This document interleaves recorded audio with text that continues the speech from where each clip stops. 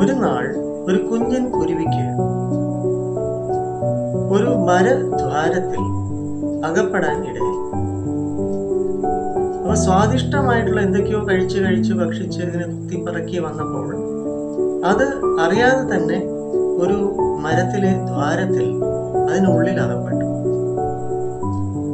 ഈ കുരുവിയാണെങ്കിൽ അതിന് ഇഷ്ടപ്പെട്ട എന്തോ രുചികരമായിട്ടുള്ള ഭക്ഷണം എന്തൊക്കെയോ കൊത്തി കഴിച്ച് അതിൻ്റെ വയറങ്ങ് ചീർത്ത് വീർത്ത് കനത്ത് അന്നേരം തിരിച്ച് ഈ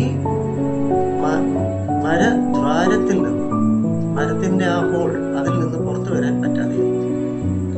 അപ്പോഴാണ് അതിലെ മറ്റൊരു കുരുവി തന്നെ ഒരു സുഹൃത്ത് പറഞ്ഞു, അപ്പൊ ഇയാൾ എന്തോടെ അകത്തിരിക്കുന്നത്, എന്തോ ചെയ്യുന്നത്?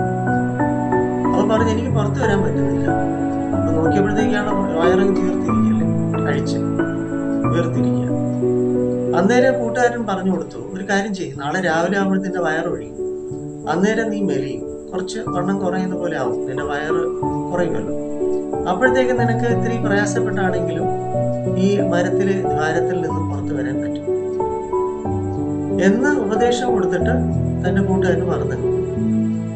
പിറ്റേ ദിവസം രാവിലെ ആയപ്പോഴത്തേക്ക് ഈ കുരുവിക്ക് ഭയങ്കര കൊതി കൊണ്ട് വീണ്ടും ആ മരത്തിലെ ദ്വാരത്തിൽ നിന്ന് എന്തൊക്കെയോ കഴിച്ചുകൊണ്ടിരുന്നു. വീണ്ടും ചേർത്ത് അതിന്റെ വയറ് വലുതായി. അപ്പൊ പുറത്തു വരാൻ പറ്റില്ലല്ലോ. അങ്ങനെ തന്നെ അവിടെ തന്നെ ഇരിക്കേണ്ട അവസ്ഥ വന്നപ്പോൾ വലിയൊരു പരന്ത് അതിലെ പറന്നു പോവുകയാണ്. അന്നേരം ഈ ദ്വാരത്തിന്റെ അകത്ത് അകപ്പെട്ട ഈ കുരുവിയെ കൊത്തി കൊന്ന് ആ പരന്ത് അതിനകത്ത്. അതുകൊണ്ട് കൊതി വേണം, ഉപദേശം കൂടി കേൾക്കേണ്ടതായിരുന്നു. ഇന്ന് ഈ കുരുവിയുടെ തലയെഴുത്ത് ഇങ്ങനെ മറ്റൊരു പരുന്തിനാൽ ഈ കൂട്ടയ്ക്കകത്താകപ്പെട്ട അവസ്ഥയ്ക്ക് താൻ ചാകാൻ വിധിക്കപ്പെട്ടിരിക്കുന്നു. അപ്പൊ വിധിയുമുണ്ട്, കൊതിയും ഉണ്ട്. അപ്പൊ അതുകൊണ്ട് ആവശ്യത്തിന് കൊതി മതി, ഇല്ലെങ്കിൽ വിധി നിങ്ങളെ എന്താ ഉദ്ദേശിക്കുന്നത്, അത്യാർത്തി പാടില്ല, സംതൃപ്തി വേണം എന്നതാണ് ഈ കഥയുടെ സൂചന. മനസ്സിലായോ?